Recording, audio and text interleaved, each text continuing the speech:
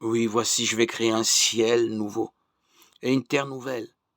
On ne se souviendra plus du passé, il ne reviendra plus à l'esprit.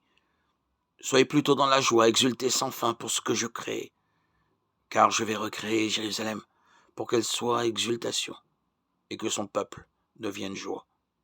J'exulterai en Jérusalem, je trouverai ma joie dans mon peuple. Isaïe 65, 17-19. Dans ton inlassable tendresse, nous t'en prions, Seigneur. Veille sur ta famille. Elle s'appuie sur la grâce du ciel, son unique espérance. Qu'elle soit toujours assurée de ta protection.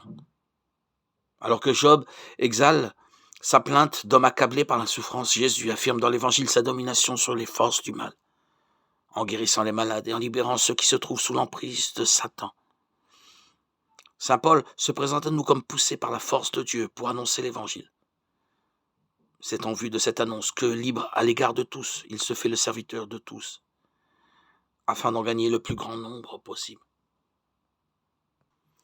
Frère, annoncer l'Évangile, ce n'est pas là pour moi un motif de fierté, c'est une nécessité qui s'impose à moi. Malheur à moi si je n'annonçais pas l'Évangile.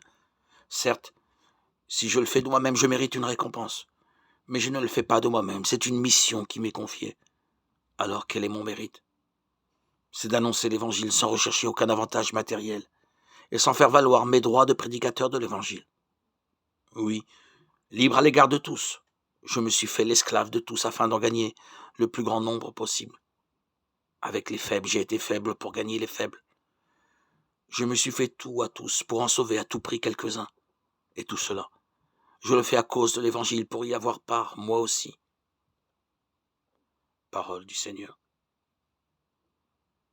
Lecture de la première lettre de saint Paul apôtre aux Corinthiens, 9, 16, 19, 22, 23.